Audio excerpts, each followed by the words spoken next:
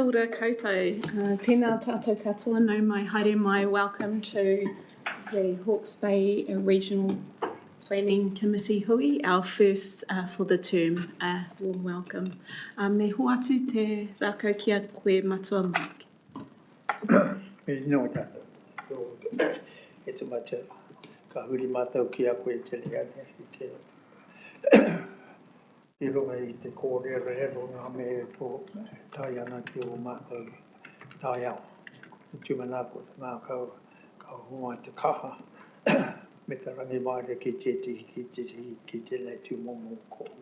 No reira e pā, e nei wā, ka huri mātou ki o mātou pakeke I roto I o rātou kaina. O mai te kaha ki a rātou e o roa mō ngā tau ka heke mai. Ake. Amen. Amen. Tēnā no tātou. Tēnei te mihi atu ki a koutou, ko tai mai ki te kōrero rero. Engari, ko te mea nui, ko wehe atu te tihi o ngā member o tēnei komiti, Jenny. Nō reira, I te whaia, tino kaha koe, I a koe noho ana I tēnei komiti, e mahi ana I te kaina o Waipukurau, engari I tēnei wā ka huri o mātou whakaaro ki a koe. O reira, haere atu.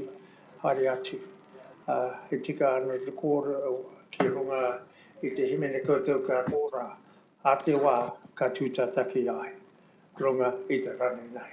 No reira, e te whaia, haere atu. O reira koutou, tēnei te mihi atu anō. Just acknowledging Jenny, who I actually met just over 50 years ago. That shows you how old I was. Sorry, the text was wrong. Jenny had just started at Hukarere, and my oldest daughter was starting at the same time. And so those 2 or 3 years that my daughter was there, our oldest daughter, and then I met Jenny again in Waipukurau. As member of the Tamatea Tai Whenua, and I was a sharing contractor at the time, and she did a little bit of casual work as a rousey, but being Jenny, she wanted to share. So she's practiced during the smokos, and from there went on to sort of a job seeker type thing, where Parakura was running for the Crown, and Jenny started up a program to help young Māori women to get into employment. And then we crossed paths again. Later, I was working for a group called Ngā Whenua Rāhui, which is the Māori equivalent of QE2. And I'm had 30 odd years with that job, and the only way they could get rid of me was to put me on the National Committee. And so once again, crossing paths with Jenny, she was sitting in the same office as we were in right up until she got sick last year. She was a great friend, a great worker, and if you had her in your team, mate, she'd give you everything. So I know Tans, her daughter, is listening to this mihi kia to her mother, and she was a wonderful lady, and we miss her greatly. Nō reira ngai tua huhua, tēnei te mihi atu kia koutou. Koutou te hongora, tēnei te mihi atu, tēnā koutou. Kia ora no tātou. Kia ora katoa. E tū tātou. He honore. He honore. He kororia. Mana rongo ki te whenua. Whakaro. Aie. Ki ngā tangata katoa. Ake ake, ake ake,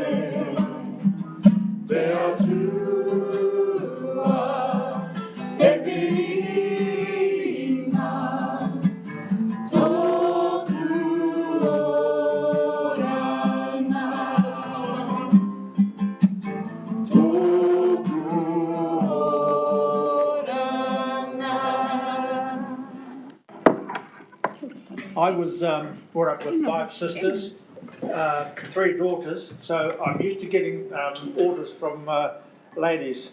And as a consequence, the chair was telling me what to do just a minute ago, and I forgot to welcome the new councillors to this committee. I'm very sorry about that, Chair. But when you get to my stage, you start to wonder, actually, what am I doing here? And You're opening us. you will all get there one day. Yes, kia ora. Kia ora, well, tēnā koe matua mai mō tō karakia kia tūwhera pai tā tātou hui e te atama. Thank you for opening with a karakia and acknowledgement of Jenny, who was a member on our committee last term for Tamatea Pōkai Whenua. We send our aroha to her whānau, and she will be dearly missed. Also, yes, we have new councillors on our committee, tēnā koutou, and also new members as well. And in true tikanga fashion, we'd like to go around and especially our new members, but also our members who have come back. If you could please introduce yourself. Ko wai koe, who are you and where you are from?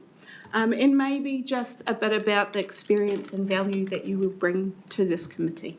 Just a couple of minutes, please. Tēnā tātai. And ko hene wai Ormsby tōku ingoa, no ko nei ahau, ko tātara te maunga, ko tūtaikuri te awa, ko wailohiki te marae, and very proud and thankful to be the chair of this committee, co-chair alongside Tanya. Kia ora, tēnā tātou katoa. I might go this way. Kia ora. Okay, tēnā tātou, ko Tanya Hopmans tōku ingoa, ko au tētahi tarati o Mana Hareretangi 2 Trust.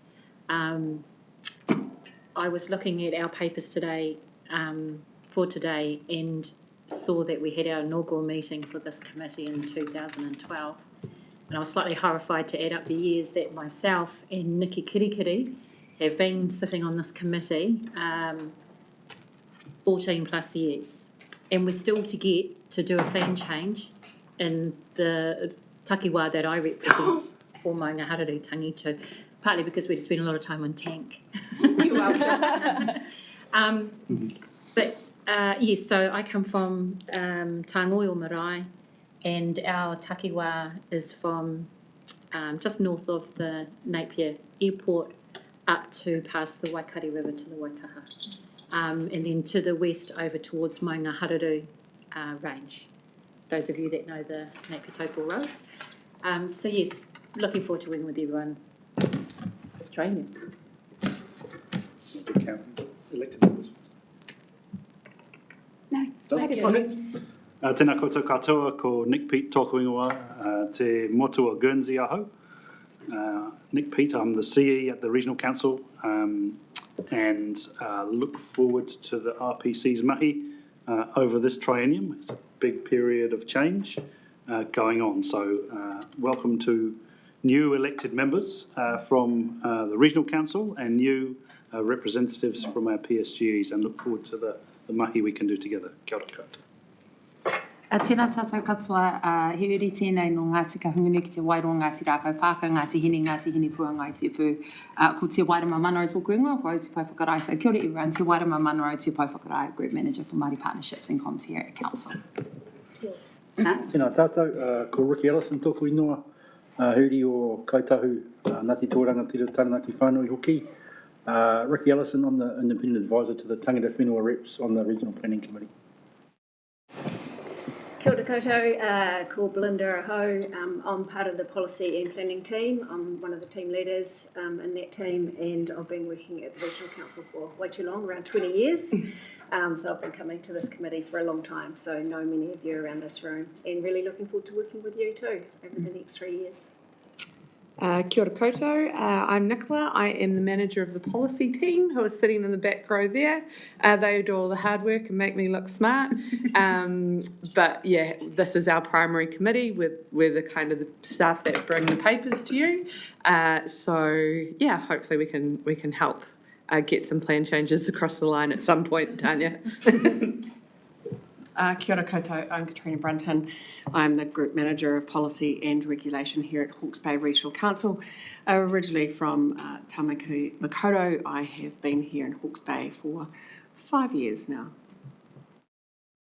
Kia ora tātou, I'm Nikki Kirikiri from Waikare Moana, and here on behalf of Ngā Tirupani. Tēnā tātou, tēnā koe te papa e papa mai. Nau e whakatau te reo o Karakia, rahiri mai rā kia tātou me ngā me mahou. Tēnā koe o tira tēnā tātou ko Thompson Hokianga, tēnei, whau te māngai, te kai kaunihira mō Māui ki te tonga. So just Thompson Hokianga, I'm the Māori Ward Councillor for the Southern Māori Ward seat o Māui ki te tonga. Tēnā tātou, tautoko hea ngā mihi kia koe rā nau nei tātou I whakarite I tēnei rangi. Nō reira, kai te pāpa, kei tū atu I te waru takau tau, ka mihi atu, ka mihi atu. Tēnā tātou, here in a new role. No mai hoki mai. Yeah, here in a new role representing tātou o Te Wairo and our rohe up there. I think your second part of your question was about what are the aspirations that we might have. My one is to listen to my people e kawe nei kei rungi a aku ne pokohi. E ora te moi a, kai runga ki tēnei pāna ki te taiao. Kei aku rangatira, koutou katoa, tēnā tātou. Kia ora. Aroha mai, Ngāti Tūreiti. Ko Michelle McElroy ahau. I'm the Regional Councillor for formerly RPC member for Tātou Tata. Passed that job to Piri. And for Maui ki te Raki Māori constituency, which goes from Mahia to the Ngariroro awa. One person. Big, huge area, heaps of marae, heaps of iwi, heaps of whānau hapu, so yeah. Kia ora, and I got a flat tyre on the Napier Highway, so aroha mai parapari. And I'm all about the water, all about our people's rights, and against any erosion of Māori rights, especially around Te Tiriti. So tai ao girl. Kia ora. E tū noka noa ki korongota, e tū noka noa no nā te pōporo, e tū noka noa ko tēnā tui a piti e. Tēnā rā koutou katoa, ko Laura Kāmai toku ingoa, no the centre of the universe, Bridge Park. So thank you for tech, we still haven't got anywhere by the way. And Bridge Park's got no water again, whānau. So I'll just put that there, and our tuna are dying, just got told, so ka pai. So that's the work of the Regional Council. So I am the Deputy Chair for Tamatea Pokai Whenua, and I'm also the RPC rep for Tamatea Pokai Whenua, alongside my friend Kerry, who represents alongside with me on the RPC. She's given her apologies for at the moment, because like Tanya up there, they're a bit lockjaw and got teeth issues. But kia ora koutou katoa, lovely to meet you councillors. Awesome, you'll get to know my style. And my direct bluntness is actually constructive criticisms. 18. Kia ora. Kia ora, Laura. Kia ora, Jared. Follow that, yeah. O kusini whanaunga tēnā koutou tēnā tātou. Nō nei nā mihi kia koe matua, nau I whakatuwhiri wa tātou, nā huhui nei te ranina. Ko wai au, ko Jared Proto, ko nei inua.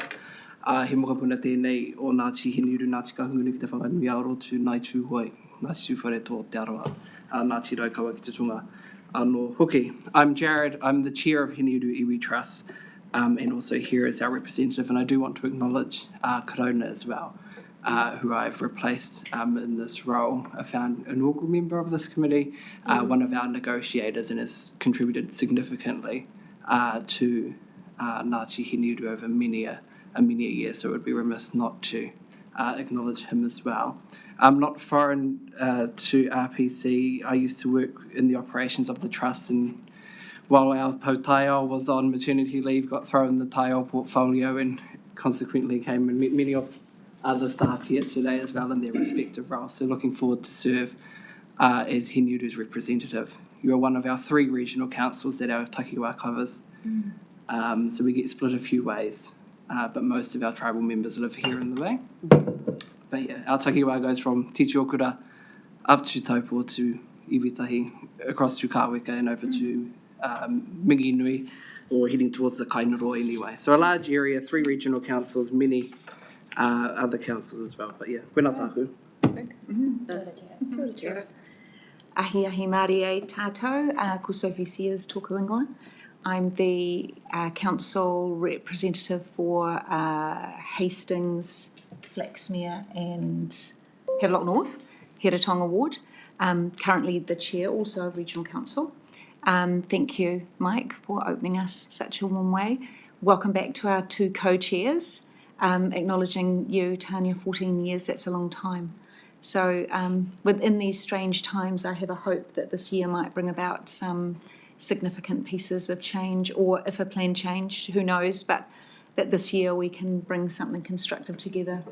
Looking at 27, we might be in a really different situation. So thank you to all of you. Welcome to new members. Welcome to the new councillors. Most exciting committee of council, as you'll find out, and we always get to sing as well. So I'll make sure you've got the app ready for next time. Kia ora. Kia ora. Good afternoon, Jerry from Bake. Coming with an accent to you from Holland, where we claim that we actually have got the most water in the world, but we actually manage it very well, as most of the engineering that comes from that place is seen all around the world where people are being kept safe. So I came to the Hawkesbury Regional Council mainly because I went to the first meeting of TANK, and that was at the Fish and Game offices near Taradale, and I've only missed 1 meeting when I had to go back to my home country, but been to every single meeting at the time and really enjoyed that process, and it got me interested in the work that the Regional Council was doing. Not that I wanted to be a councillor, but I was pushed forward by my community to stand, and I did, and mainly on water security. But since then we've had this cyclone, and now I'm also very much to my knee deep in silt, looking at flood protection at the same time, which I think is a very important job for all of us. That silt wasn't actually my silt, wasn't my neighbour's silt. It actually came from the ranges and from farms way back. And I think we have got a job to do to actually make sure that silt stays there. And that's one of the jobs. So water security, water flood protection, land management are the things that I think we hope to get out of this as a group. I really appreciate your opening today. That is great. I don't mind Te Reo being spoken. If it's translated, then I can enjoy it as well. I'm not a Te Reo speaker. As Rick Barker always said, at 71, he was too old to learn 21,000 words, so he gave up and never tried. I'm not quite that old, but I think I speak 3 languages, a 4th not so well. I can't hardly write English to save myself, but it's a great language, and I enjoy listening and the singing, particularly. It's really good, and I look forward to the time to come. Thank you once again for the time that we actually can explain ourselves, who we are and why we're here, and I hope that the new members, the new councillors, that you enjoy the time that we have together. As Laura said, we're free and frank at some times, but that's how we roll, and I think that's very important, that we actually speak what we think, and so that we know how we actually can work together to get the outcomes we're all after. Thank you very much. Tēnā koe papa, Papa Mike, ki te whare, tēnā koutou. Ko Conrad Waito tōku ingoa, he mokapono nā iwi o Ngāti Porou, nā te kahanunu ki Tamatea, me kai tahu. E whānau mai ahau ki te Poia Springs, e tupu ake ahau ki Tiki Roatoria, no Ngāti Porou ahau, kei te matua Maui me karanima maunga wharau ahau e no ana. Ka moia ahau ia Tauki Waito, ka moia Tauki Waito ia Mary Waito ni Rupaha o ku mātua, ko mātou ko Teresa a tokotua hine ko Enoka tokotua kana, ko ahau ko Verena a takuhoa rangatira, ka pota ko Nicholas Rawa, ko Sophie aku tamariki, ko Waito toko ingo whānau. So first of all, Just to Papa Mike, who has a long affiliation with my father, who scored many tries against him when Mike couldn't tackle him. And then when Mike went to play from Waipukarau up to Takapau, he couldn't tackle my grandfather, who was 60. And my uncle's up there, so kia ora Papa Mike. I bring to you diversity. Ray, born in Te Poia, raised in Ruatoria, moved down to Hiratonga and live in Havelock North, so there's diversity for you. Kia ora.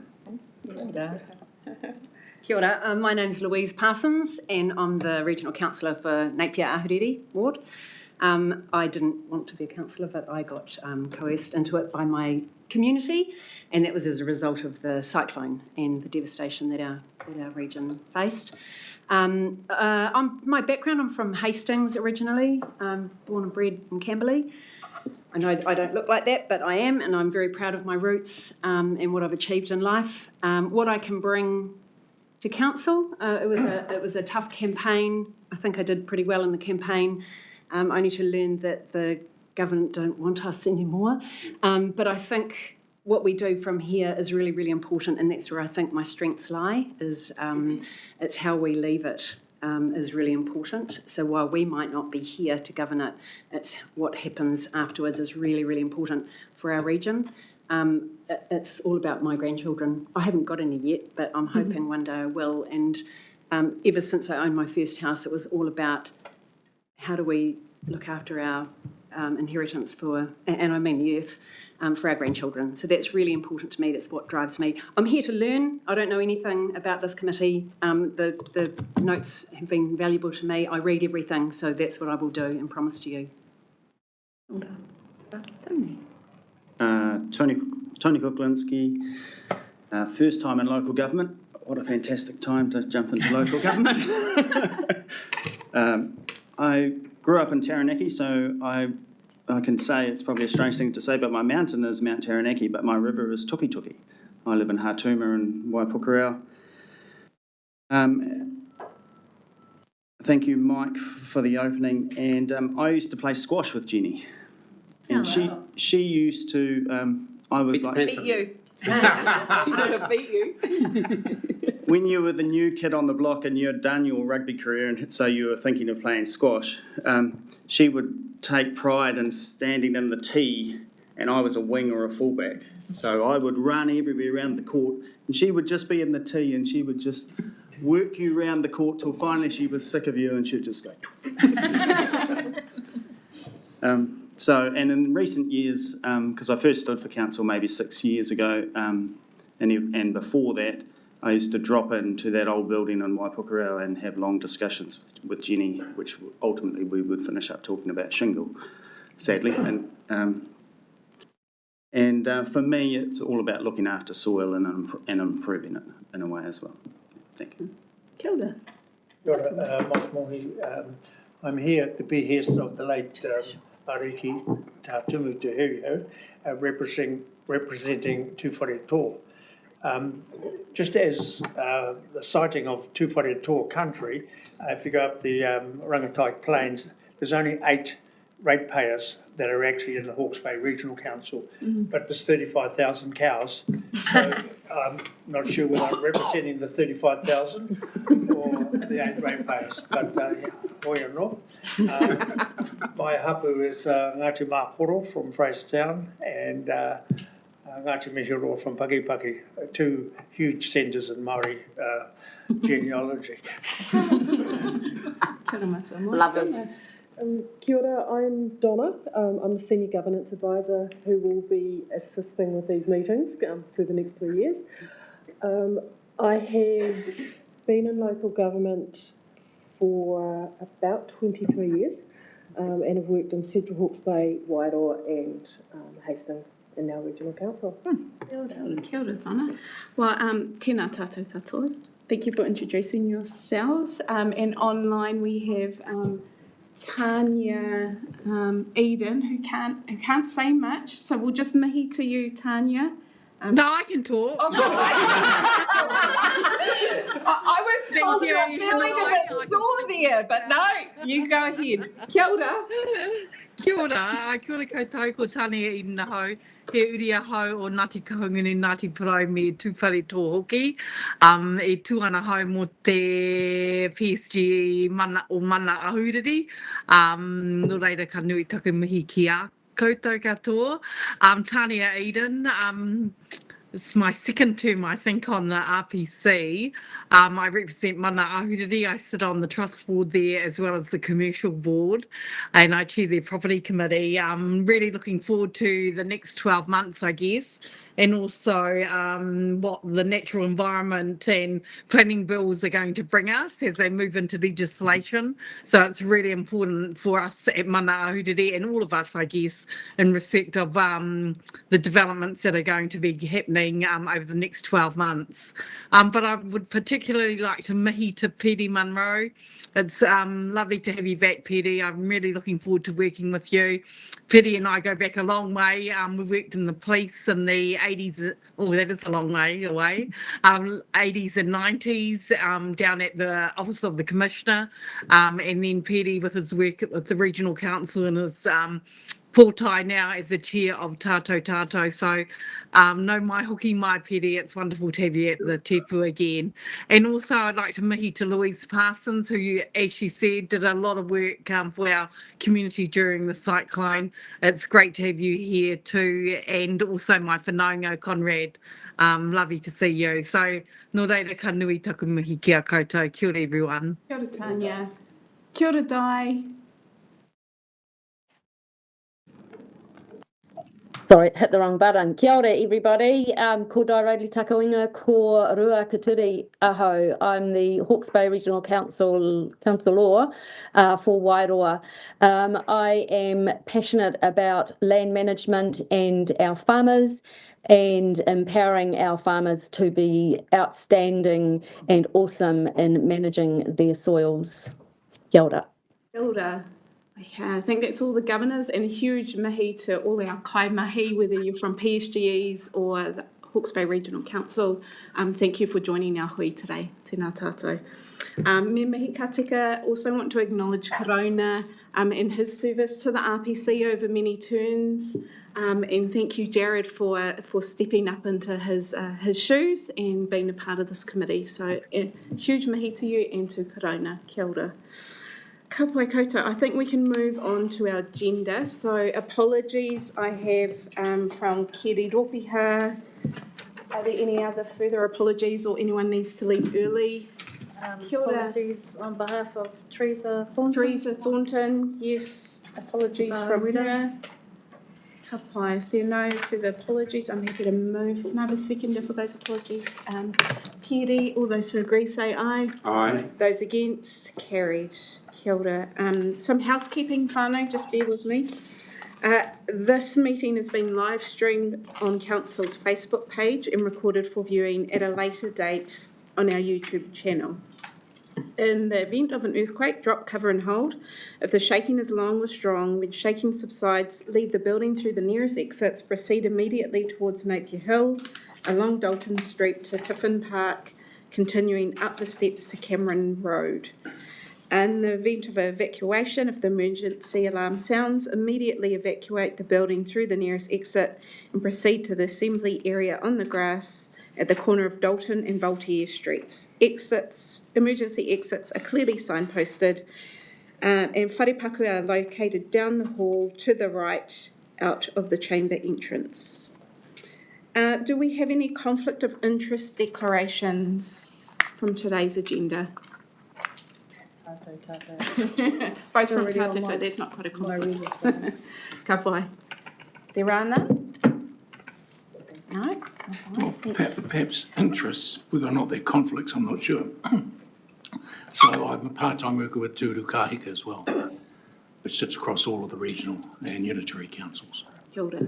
There's no specific items in today's agenda, but thank you, it will be noted. Kia ora. Conflict of interest, the Twyford consent. I know the person very well and is also my neighbour. Okay, thank you for raising that, but you don't feel like No, you it's need to not. be removed from that item. Kia ora. Michelle, okay to provide? No. Yeah, it's already in the interest register, I understand, but being the director of Tātou Tātou Te Okay, Wairoa. thank you, noted. Kia ora tātou. We move on to our two decision items today. The first is a confirmation of membership and co-chair and co-deputy chairs, especially for our tangata whenua members, and an acknowledgement there. And then our second decision item is our more substantial today, which is the resource management reform update and the endorsement of our submission. So we'll hand it over to the team, Kia ora te wairama, to take us through item 3.1, confirmation of membership. Tēnā koe, Chair, tēnā koutou katoa. If I can take the paper as read and welcome you all back to the first meeting of this triennium as part of the terms of reference for the Regional Planning Committee, we must confirm the membership, both those appointed as tangata whenua representatives of the Regional Planning Committee and those appointed as councillor members of the Regional Planning Committee, and confirm the co-chairs as being Tanya Hotmans, representing Mangaharuru Tangitu Trust, and Councillor Heniwai Ormsby, and the deputy co-chairs being Tanya Eden, representing Mana Ahuriri Trust, and Councillor Sophie Sears on behalf of the council. We can move to the recommendation. Kia ora, thank you. Are there any questions arising from this item? Happy to move, Chair. Kia ora, thank you, Piri. Can I please have a seconder? Councillor McElroy? Hi. Would you like to speak to this item? No? Any further speakers? All those who agree say aye. Aye. Those against? Carried. Kia ora. Let's move through to our next decision item. Kia ora, Nick. Kia ora koutou te komiti. As you know, the government has embarked on a huge change process around resource management, and resource management being the bread and butter of this committee. I will hand over to the team shortly just to take you through a bit of a presentation around the papers that are in front of you. But just by way of introduction, can I just start by saying a huge thank you to our co-chairs, to the kaimahi from HBRC, Ricky, and PSGEs, who have done a huge amount of work, a lot of it over the holiday period, to get submissions ready, and also to Matt Conway and his team at Simpson Grierson. The submissions that you have in front of you today are really there are two submissions. The first, that is perhaps really the most significant one for the RPC, is the legal submission prepared to a large extent with Simpson Grierson's assistance, that really goes to the heart of the treaty and the treaty negotiations that led to the RPC coming into existence. And so that's a really significant and important submission to the process. The team will take you through the detail of it. The second submission, which is really long, has some initial themes at the beginning, but is largely technical and gets into the detail of the two bills, the Natural Environment Bill and the Planning Bill. My suggestion to the committee is that some of that really long technical information probably leave to our kaimahi to worry about, and so focus on the legal one and the themes in the broader submission. Just so we understand the process from here, submissions will go in, will be considered by select committee, and then the government will go through its process in the House, and we would expect that this legislation would be enacted with whatever changes result from the select committee process before the term of this government expires, so before the general election. So that's a wee introduction to both items, and I will hand over to Katrina, Nicola and team to take you through a little bit of a presentation, appreciating how much detail there is in there. Lovely, thank you, Nick. We do have a presentation today, but before we kick into that, I just wanted to make sure that everybody realises that we've got Matt Conway online, who is counsel from Simpson Grierson. He's helped us put together the RPC-focused submissions. So if there's any questions, he's there available for that. We do have a presentation, like Nick said, this is a lot of information involved in this, so we've tried to break it down into the themes. We can run through it, we're in your hands. If you want more detail, less detail, just let us know and we can do our best to accommodate. The other thing to note is that this submission period has been incredibly short and tight, and it is due on Friday at 4:30, I believe. So we don't have a lot of time post this meeting, but we will absolutely try our hardest to get all of the feedback into the submissions. Kia ora. And before we start the presentations, I think probably the best way to deal with this is any feedback from the table, particularly at the RPC's submission, that you can relay that back to Tanya or I, and then we'll have tomorrow to finalise that submission. But today is not the time for sort of wordsmithing, as we can imagine. We only have a few hours for today's meeting, but Tanya and I will receive any feedback from any of you if you want to see some changes before tomorrow. One question, Chair. So I regret that the copy that I've got, the PDF copy, has got little comment parts on it, and I'm not sure whether or not those have been incorporated or answered. Yeah. They have. Yeah. Thank you. Ka pai. Are we happy to proceed in that manner? Thank you. Can we just clarify that there was a further draft sent this morning? To the chairs. Oh, okay, cool.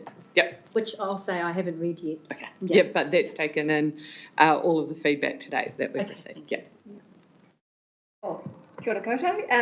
I have just drafted up some slides trying to cover the two submissions that HBRC has written on RFP. They're just very, very high level because it's quite a detailed submission, especially the technical submission. So in terms of what I'll cover today, I'll do a brief recap, then I'll talk about the key submission points and recommendations, and then cover the RPC submission, technical submission, and then RPC directions and questions. And saying that if you would like to have any questions on the way through, just let us know or stop for discussion. And we've got Matt Conway, thanks for coming, Matt, on the line too to answer any questions about the RPC submission. So a brief recap on timing. So December last year, the two bills were introduced into Parliament. Submissions close end of this week. Mid this year, bills are expected to become law, and then by 2029, the system is expected to be fully operational. So we haven't got a large period of time on this. So what's the reform doing? So it's basically replacing the RMA, 2X, Natural Environment Act, and the Planning Act, Natural Environment Act, framework for the use, protection and enhancement of natural environment. Planning Act, a framework for the planning and regulating the use and development of land. So onto the first key submission point for RPC. So our position is that it's critical that any resource management reform protects the role of the RPC and its associated treaty settlement redress. In terms of a recap of the RPC, so the RPC Act was formally established in 2015, but was operational, I think. Tanya will be able to confirm this just before that. It has a central function of the oversight of RMA planning documents for the region, mostly the regional policy statement and regional plan. Tangata whenua have equal decision-making powers on natural resource issues under the Act. And lastly, the RPC has led to many positive changes, including how the Council engages and works with tangata whenua in delivering better environmental outcomes. Moving on to the next key submission point, it is our it is our position that the bills must recognise treaty settlement redress from day one. Currently, the bills don't explicitly do this. It doesn't have the RPC or its status in there, and it doesn't retain the current RPC's decision-making role in spatial plans and natural environment plans. As a result, Council has requested express recognition of the RPC's governance role and confirmation that the RPC will oversee the two plans, and that the same PSG representation will occur on the Spatial Planning Committee as we see on the RPC at the moment. On to the next submission point. It is our position that the bills currently, as worded, undermine the Crown's treaty obligations. Currently, when you read the bills, they look to dilute the treaty-related obligations relating to a number of rights and interests. They contain weaker provisions than those in the RMA, and it narrows the scope from partnership to participation. So to address this, HBRC is recommending the inclusion of treaty-related obligations in the bill, which are the same or similar as the RMA, but we're recommending that just as a minimum, because we'd like that to give greater recognition, such as give effect to the treaty-related obligations. So that's quite a strong theme coming through. The other thing HBRC is requesting is that clear and enforceable treaty-related duties for decision makers be added, rather than this participation and consultation only. And finally, on to the conclusion of the RPC submission. This is taken straight out, well, yesterday's version. The conclusion that the RPC is really seeking confirmation that under the new planning framework, that the treaty settlement commitments will be fully preserved, that the Crown urgently engage with the relevant PSGEs, and also it notes that there is strong cohesion between local authorities in Hawke's Bay at the moment, and welcome the opportunity to continue working with the Crown on this. Lastly, it requests and invites the Select Committee to come and hold its hearing to hear in Hawke's Bay, to hear Hawke's Bay's submission. So that is the end of the RPC submission. I don't know if... I think we'll pause there, and if we have any questions or if there are any omissions that you feel have been missed in terms of themes, I think now's the time to raise it, and then we can address it as co-chairs in more detail if needed. Any questions? Would it be a good time to ask my question? Just because I've just read a little bit about background, and sure. I wondered about terms of reference. Tangata Whenua have not confirmed agreement since 2019, and I just wondered why. What is anyone got any reason for that? I'm sure it's a simple reason, but we're talking cohesion, but then we're talking... That's a good question. Is that a different item? That's in the background paper, Chair. Oh, that's in the background. It's, which I needed. Yeah. Well, can we have some insight into I can give the a response change? to that. Yeah, thank you. It's a while ago now, and I think the main issue was at that time that there needed to be a bit more discussion with the PSGEs about why the changes were being promoted and how that impacted them. And we never actually ever had a meeting with PSGEs to do that. So what happened was we had a lot of conversation around this table, but the decision makers around amending or agreeing to any changes to the terms of reference are the chairs and the PSGEs themselves. So I think it wasn't necessarily a breakdown at all in agreement about it. It was just a process issue of we actually need to bring those bodies, those PSGEs, along with us if we're proposing changes, because they're the ones that have to agree to it. And a lot of it was quite technical, so it required a bit more effort in terms of face-to-face engagement. So I don't think there's an issue with actually doing that. We just have been distracted on other things. Yeah, I mean, because I'm new and I just... I don't think it means... I disagree a little bit with the paper. I don't think it means that they are in principle, disagree with it. It's just they never got their heads around it. Yeah, because it's also 2022 to 25 terms of reference weren't adopted. Oh, yeah. So I think that's just something that needs to be tidied up. Yeah, just that word cohesion. It just, Well, like I say, I don't think it means that we're not cohesive. I just think that that's a procedural thing which hasn't been followed through. Okay, that's cool. Thank you for that feedback. Councillor Van Beek. Yeah, and 7 years that I've been at this committee, I've never heard that there was no cohesion or there was a disagreement on anything in the management of the RPC.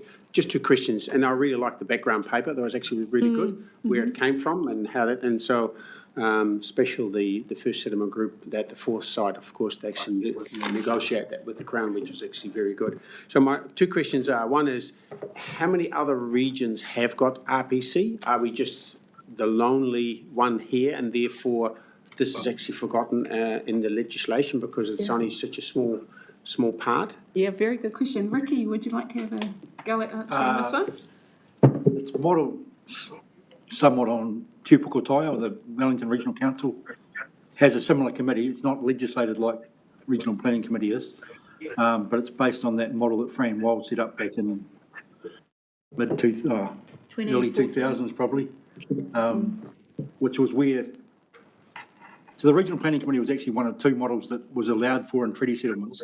You could either have an advisory committee, you could have a joint committee like the RPC. The RPC is the only one of those that's been created in the country as a result of treaty settlements. Tupoko Taio and Wellington was an agreement between the iwi and council that they'd have a planning committee. And it operated like this, but it's not legislated. So this is the only legislative committee or statutory committee that exists at the moment. Okay. Which is maybe why it hasn't sort of floated to the top of Minister's consideration. And my second question is, so if we're the only one, how are other regions, is it just consultation, how they deal with RMA, changes in the RMA, or have they got a similar process, but it's just not under the RPC Act 2015? It varies across the country. So Environment Canterbury has two Ngāi Tahu representatives on the council by right, so that Ngāi Tahu appoints two councillors onto Environment Canterbury. Waikato Regional Council has members who are statutory appointments, I think, into the Waikato Regional Environment, Waikato Regional Council. Bay of Plenty Regional Council is similarly, but there's no consistent model across the country. I don't think there is. Some do consultation, some have quasi RPCs, but don't operate at this level. So they have a planning committee of types, but not. It has the same mandate, I guess, to the RPC to make those decisions that have to be referred back if the council doesn't agree, which I think is a key aspect of the Regional Planning Committee, that you effectively have decision-making authority, because things that get recommended to the council doesn't agree, come back to this committee. And that's a key part, I think, of the RPC process. It's important we make sure that's carried forward, I guess, into the new legislation. But other than that, there's a wide variety of processes, and some have joint committees, joint management agreements. There's the Waikato River arrangements, there's the Wanganui River arrangements. So they're kind of bespoke in lots of ways, and they operate in those environments. So Waikato has joint management agreements with the 5 Waikato River iwi, which are a different way of doing things, but not the same status as the RPC. So it's probably a much longer conversation if you want to get into the detail of those things. Thank you very much. Good questions. Thank you. Thank you, Ricky.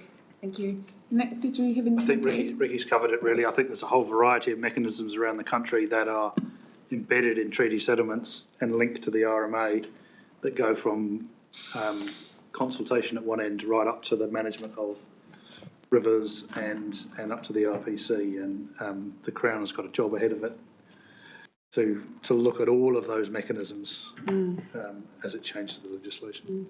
But yeah, this is absolutely unique for the country. Thank you. Any further questions or comments around the themes that have been presented for our submission that we will endorse in this item? Well, just to say to the councillors, you'll probably be asked, why does there need to be this committee? But, my short answer, and I'm also mindful of that the local bodies are very much against Maori councils. But the Regional Planning Committee actually helps speed the process up, whether it be consents or treaty groups. So that's the guts of it. You exclude Maori from the process, you'll pay for it later on. And apart from the water thing in Hiratana, which is, what is the name of it again? Pink. Yeah, absolute mess. We're trying to avoid that. You exclude Maori, and they'll put bigger walls than they have in Holland. Very good. Build a dam on that. Okay, if there are no questions or comments on our submission, the RPC submission. Probably a comment. Comment, yes. I think the bulk of what I was wanting to see is very much tied into the draft that's there, so I'm grateful for that. What I'm really interested to hear is, and I think, Tan, you indicated that you do have some questions about it, so I'm keen to actually see some of those, given that we don't have the latest copy in front of us. Oh, I think, the big issue is time here. I think Matt and our team, our staff have done a great job in trying to pull together many threads and to put forward a really solid submission. And I think that's really good. But, in the rush to get the submission in, we'll just want to check it carefully to make sure we've covered everything. But I'm really comfortable that the key things are all in there. It's how long is a piece of string, especially for the RPC, because a lot of our comments are around preserving the intent behind the RPC. So if the government of the day wants to change things to improve things, it shouldn't require a renegotiation of treaty settlement redress like the RPC, which took many years to get to. But there are strong themes, some of them alluded to in the paper, the background paper, which underpin the RPC, and that's really what we're trying to preserve, because things might change, but the intention of co-management or co-governance, strong consensus amongst the decision makers, those kinds of principles should be able to be preserved. But when this when this committee is not recognised at all and not addressed at all in the proposals by the government, everybody feels exposed because no one knows what's happening. So it feels very frustrating to have to reassert what you thought you'd already agreed. And the provisions around what happens in the interim and basically leaving it up to councils to work out how the RPC will be given effect in the interim while some negotiations happen is really unsatisfactory, to put it very mildly and politely. So I think, coming back to your point, we'll need to check it before it goes, but I'm really satisfied that we've given it a good go. I'm really impressed with the work. Thank you, Matt, and your team for initially drafting it based off our advice online. We've had 2 online hui together before Christmas to be able to get these themes and these major issues together. So thank you for that, Mahi, and I'm really satisfied that we've covered those issues in the submission and also speaking to them in greater detail, hopefully at home. So I really do hope that the PSGEs also, when they put in their submissions, that they request for the hearing to be held here in Te Mataua, Maui. Kia ora, Laura. Kia ora, through you, Chairs. So we've been working on this since August. Understanding what the bills are. Yeah. So for me, it's comforting getting to this stage. This is my 3rd meeting about this submission, and I can see the feedback that we did provide in there. And it actually helped with our own individual submission. And, the glamorous technical report you sent us, Nicola. Thanks. Grateful. So to the team that's been able to workshop with us around what it could possibly look like without knowing what it looked like, or the government still not knowing what it looked like, I think what's in front of us now is a submission to support the work of the RPC in its current form. From Tamati Pōkai Whenua's perspective, we're comfortable with it. We always want it to be stronger, as strong as it and bulletproof, and which should be the cream that rises to the top, given we're the only one that has a legislation to support a model. And you've pointed out we've already got good relationships within our local councils as well. And indeed, we will be pushing for the submission to come here. I don't know if here's the right place, but, you know, in terms of a physical venue, because let's just take them to the awa. Kia ora. Thank you, Laura. Thank you. Thank you. Thank you, Matt. Kia ora. Councillor Hokianga. Kia ora tātou. Just, I guess many of us around the table have put almost generations of thinking into in these types of processes and matters that impact. I guess the new legislation, we're not. I guess everybody's aware that the proposed legislation reduces the role of Māori in the decision-making process. Hence, my support for this particular submission, because it proposed legislation shifts from giving effect to the principles of the treaty to merely just recognising them. And I guess it's a dilution or a legal weakening of the obligations to the treaty. I think it's important to just acknowledge that some of us around the table may not have spent that amount of thinking and wānanga to arrive at some of the answers that you may be seeking in terms of the questions, but to also acknowledge that there's the RPC was probably one of the only iwi or rohe, if you like, that has multiple treaty settlement entities.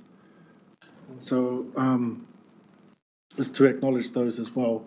Whereas what Ricky was saying about that there's so many different variables across the country, and it's hard to make be able to provide a comparative analysis to another rohe.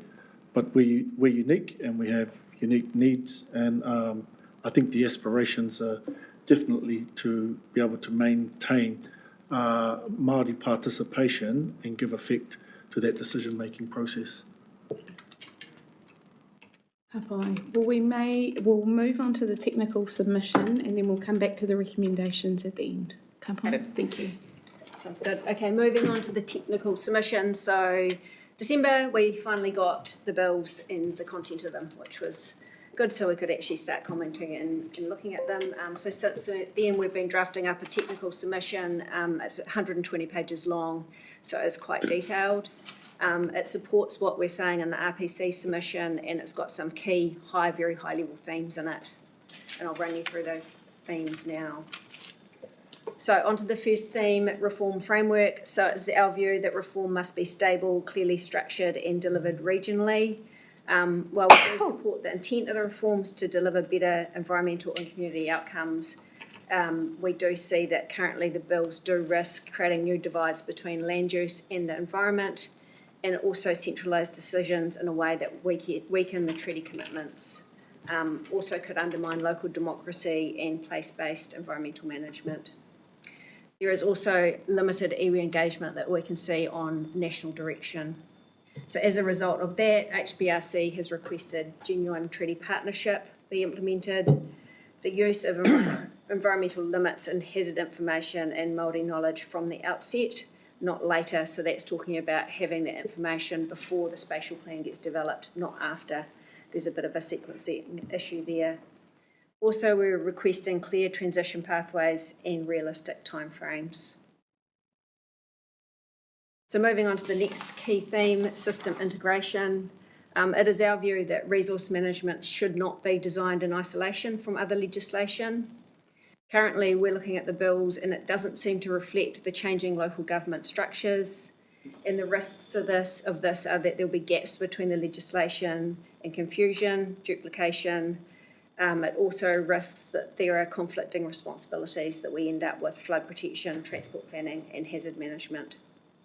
So as a result of that, we are asking for clear direction from the government on how agencies and systems will be working together and clear links between this legislation and other legislation like transport and marine and coastal legislation.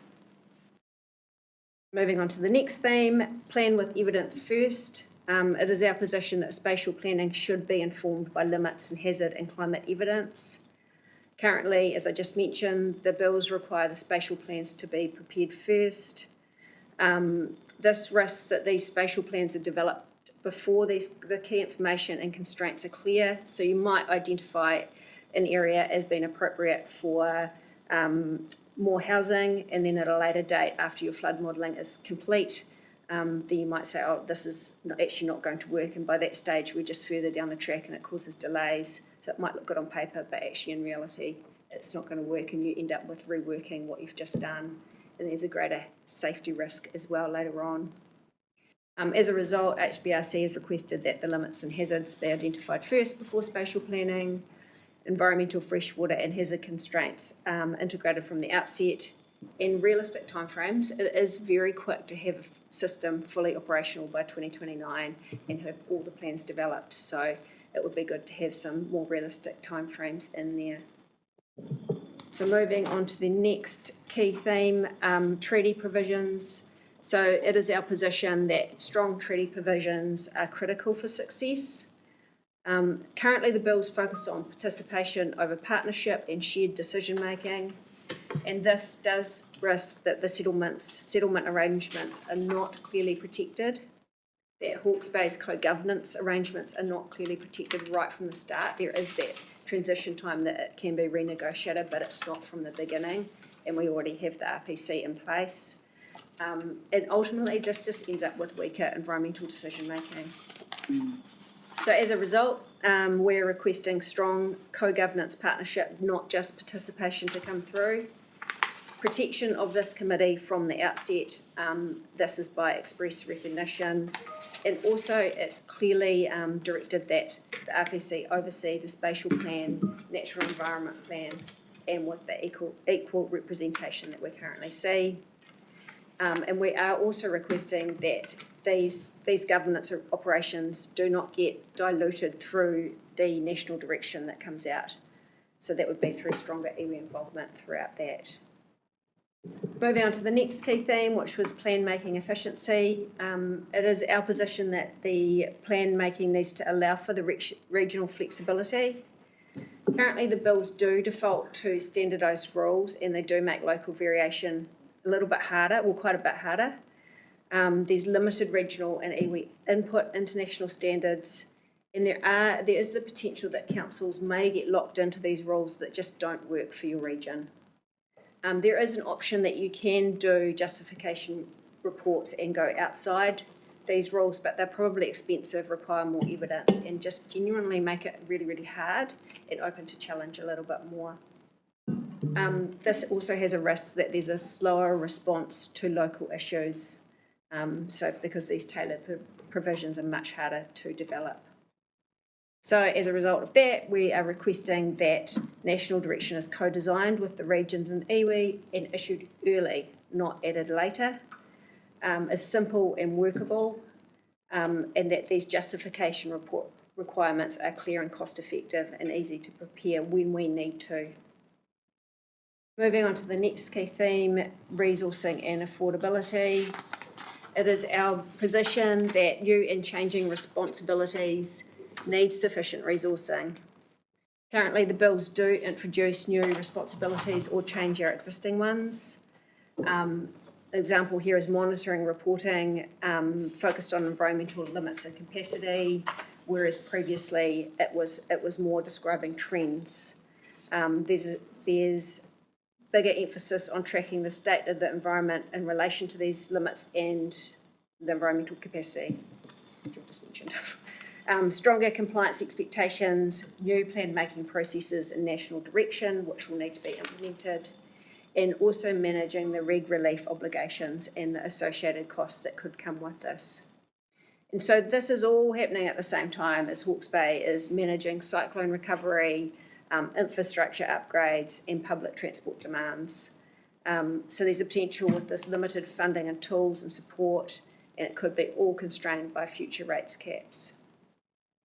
So as a result, HBRC is requesting a clear and long-term resourcing model that ensures local government can deliver the reforms effectively, that the national standards do consider affordability, and they're better funding tools available. And it would also be really great if there is government support when you do have to provide some sort of reg relief, if the national directions are directing you need to do this, so the costs don't just fall on the council. So summary of relief sought, I won't read through all that because I know we're probably getting a bit pressed for time, but it essentially just backs up what I have gone through in these slides. And these are the recommendations from the RPC agenda item. So we can leave it there and take any questions that anyone has. Questions?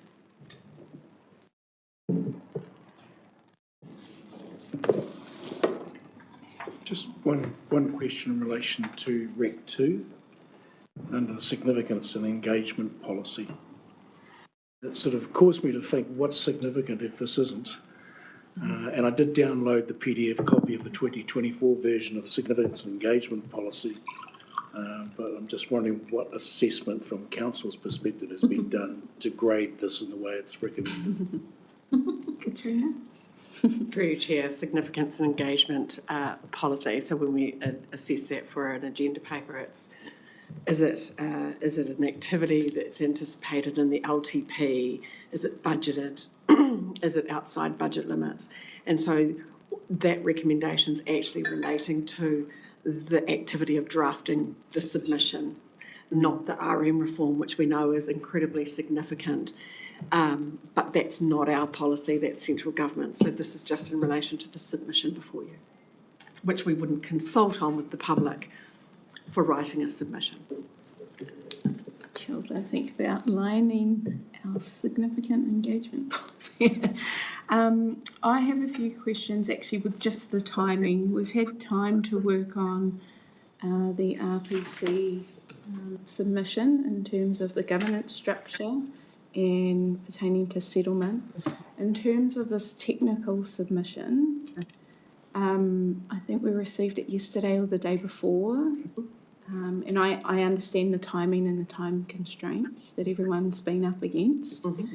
So I guess my question is, back to the staff around the confidence that we should have as governors to endorse something that some haven't had time to get their eyes over the last 24, 48 hours. Thank you, Chair. Your RPC submission that has largely been drafted, let's be honest, it has been drafted by Matt Conway behind me, is really about the governance of this committee. And that's at the heart of everything that a governance team should be looking at. In terms of the submission that the team have done, it is very operational. What I would encourage you to do, and you do have a copy of the submission is my understanding, is to focus on the first 10 pages.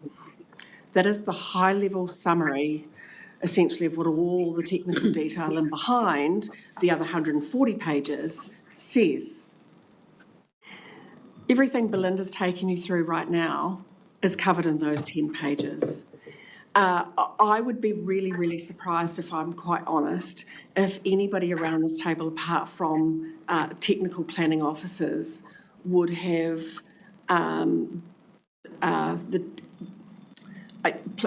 not trying to be rude, so I'm trying to say this, Jen, they would have the technical ability to go through that whole submission and make reasonable changes. And so we have certainly given you, in terms of the submission, that you need to be very focused on, the more time to focus on that one. Petty asked a question before of Tania in terms of the changes that had been made to that the first submission. What change? How do we know? The version that Tania has incorporated the feedback that we've had from Councillor Waitoa and Ormsby, and so that's the changes that have been made. And those were circulated, I believe that all of those comments were circulated to Council, so you've all seen what those comments were anyway. So does that answer the question? Does that sort of answer the difference between the two submissions? We have got time tomorrow to make changes to the submission, but I caution that we have just tomorrow to do that. So the recommendations are to endorse the legal submissions that we've seen for the RPC, but also to endorse, this committee to endorse the technical submissions. Yep. And just from a practical perspective, I think, Nicola, you sent it out to us 6 o'clock yesterday to the tangata whenua members. And I don't know about any of the others, but I haven't read them. Just, we've been in a meeting, we're travelling to be to the meeting before this. So I just don't, I'm not saying that there's problems in there, I'm just saying I haven't read it, so I don't know. And through you, Chair. I'm not talking about the 100 and whatever, but even the top 10 pages, I haven't read them. Yeah, and we only got them because we asked for them. Correct? Yeah. We had sent them. Quite often staff will make submissions without bringing them to council because there's simply not enough time to do that. We have tried the best we can to get the detail of submissions before you all, but they were writing right up until yesterday, that submission. And so there will be times where we will make technical submissions that they won't come before the council. If you would prefer as a committee not to endorse the technical submission and that go out only on behalf with the chief exec's signature, I'm more than happy to take that approach. I think that for me, I think we would welcome, as all RPC members, tangata whenua included, an opportunity just to have a read of at least the first 10 pages. That's what I recommend. And if anyone's got an allergic reaction or is concerned about something, we could make sure we get our comments back to you by 9 a.m. tomorrow morning.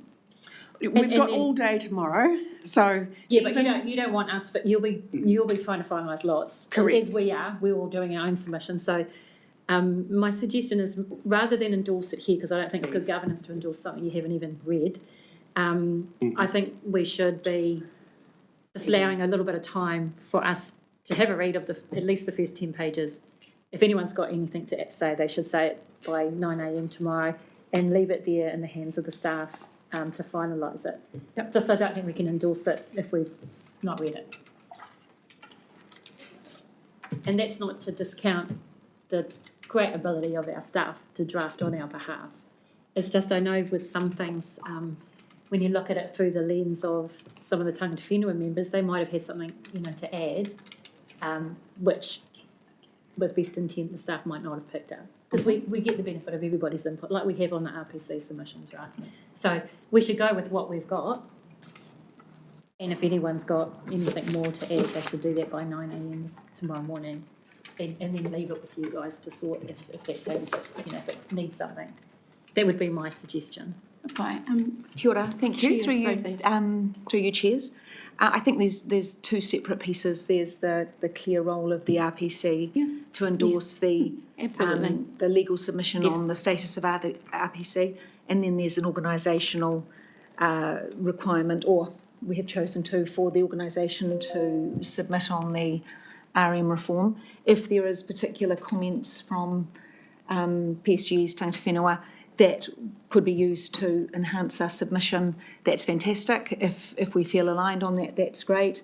But I think we have a role as an organisation to submit, and if we find that there are some comments that, or it gets too complicated, I think the organisation just takes the decision that Nick and I sign off on that from the organisation, endorsed or not by the RPC, and we can see how the comments come back in the morning and see if we get into a situation where there's too much information to incorporate or others. Thank you, Chair. I would, sorry, I didn't mean to cut you off. My apologies for that. I would give you some, I would like to give you some level of comfort that, of course, the RPC submission is no doubt reflected in our council submission. And so we are not inconsistent between submissions. They are very consistent, but absolutely we'd be keen to get any feedback you have on particularly those first 10 pages. Thank you. Thank you all. I think that clarifies where we're heading with recommendations. So we have the first, second and third, and we will just leave the fourth off given our conversation. You could just note that there's a technical And submission. note that there's a technical submission that will be submitted on behalf of the organisation. And what we note there is RPC and our PSG reps to provide as much feedback as possible by tomorrow. Good. By 9 a.m. By 9 a.m. tomorrow. And in terms of the RPC one, if I may, I think the reality is we're still working in comments, right? So what we've all received is not the final version because some comments are still being worked in there. So could we give authority as a committee to the two co-chairs to just finalise that with the staff for filing tomorrow? Tomorrow would be ideal. By Friday, 4:30. Friday. Yeah. Okay, would you like to move that amendment to the third? Yeah, and to the second, that amendment? Yes. So it'd be 1, 2, 3, 4 with the two amendments. The third recommendation allowing for the co-chairs to finalise, and the last recommendation amendment made to receive the technical submission. Yeah. Is that okay? Yeah. Kapai? So you happy to move that, Tanya? I am. Can I please have a seconder? Thank you, Piedi. Would you like to speak any further to the recommendations, Piedi? Any further speakers? There are none. All those who agree say aye. Aye. Aye. Those against? Carried. Kia ora tātou. Thank you, team. Right, we will have is 5 minutes cup of tea break sufficient? Yep. 5, and then we'll be back at 5 to 3. Thanks, Matt. Thanks, Matt. Oh, yes.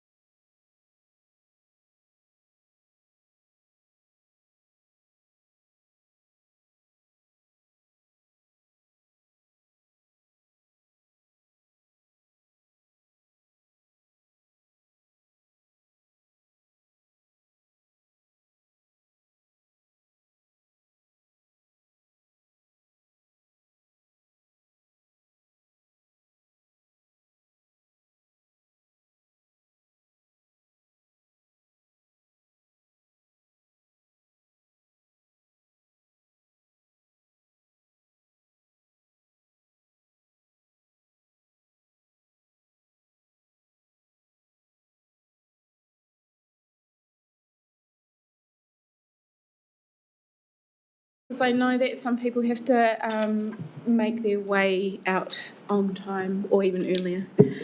So what we'll do for this next item is take it read, but co-chair Tanya would just like to add some commentary, given that she's been a part of the history of the RPC and how it was built and how it's thriving today. So, hand it over to you, Tanya. Tēnā anō tātou.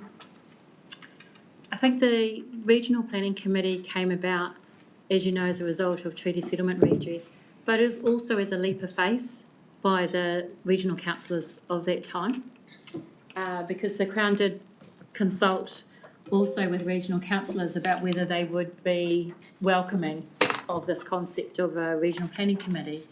And I wasn't party to those discussions, obviously, but the result was a leap of faith. And I think since that time until now, I have seen, and Nikki, you can probably say too, that the way that the committee functions, the support that we've got from the staff, the creation of a partnerships team and everything like that has all built steps over many years to a committee that we probably take for granted today as always being this way. It wasn't always this way. There's been a lot of head banging. There have been really difficult issues that we've dealt with that we haven't had to deal with in the last triennium because we've all been treading water while successive governments have had their go at reform.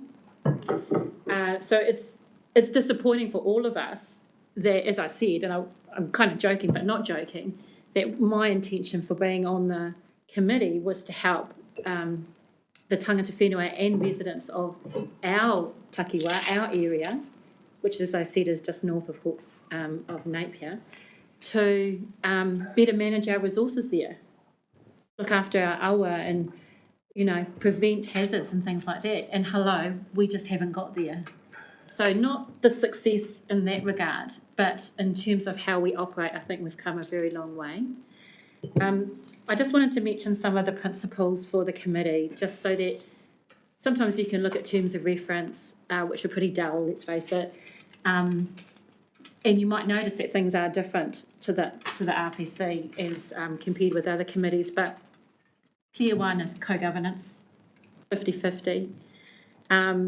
The fact that tangata whenua had a real desire to be involved in not a token way in decisions about our regional resources, natural resources, that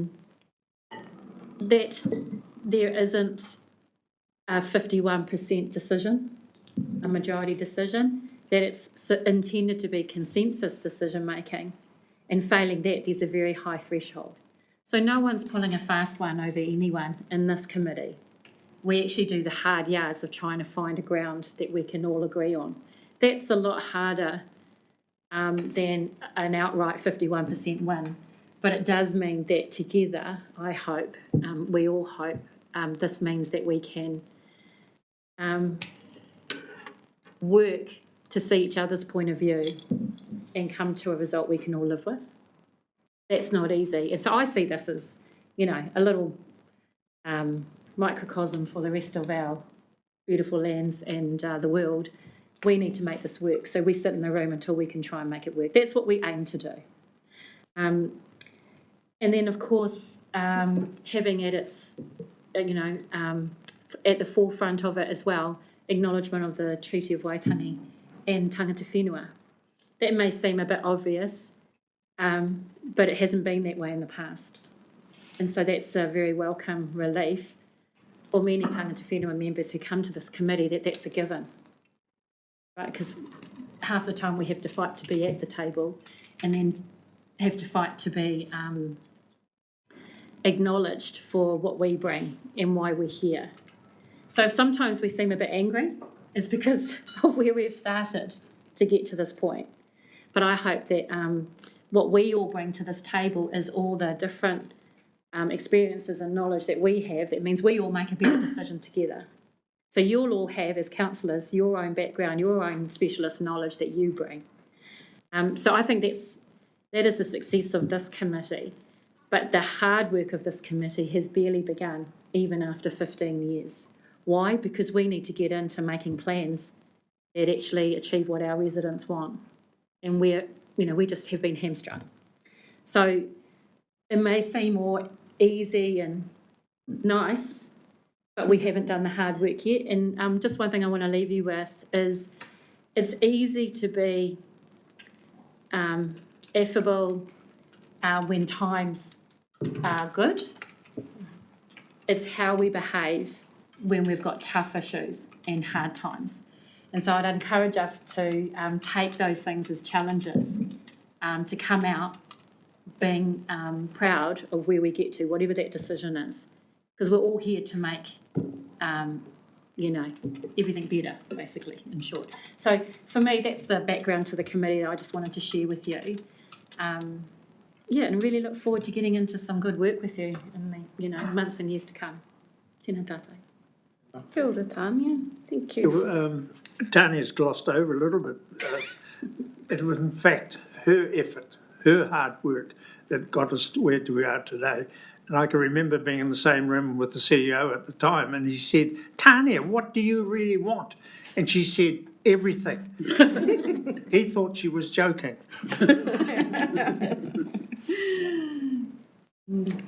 Thank you, Mata. Thank you, Tanya, for sharing that background with us. Our paper does have a lot more, especially around the functions of the council, the councillors and the PSG members. Are there any questions for the team to answer in terms of the paper's content? Kia ora, Neri? Probably not so much a question, more probably just supporting the history and the background that Tony has given. And I think that's the real weight that exists in terms of any proposition we're putting forward towards a submission. Because in behind this, unlike every other regional council, notwithstanding GWRC, here is a model that has suffered evolution from when it first started, and every model has to sort of go through that journey. And we've got to a point where we believe we have something that could work for us, even moving into the RM bill processes, if there is a preparedness to not adopt generic national type models, but to look at some things that actually work. So I want to, one, support what you've actually said, and to say we have something here that I believe has some weight in behind the submission. Kia ora. There are no further questions or comments on this paper? Oh. Awesome. I'm happy to move to receive the paper in the kōrero from Tanya Tēnā koe.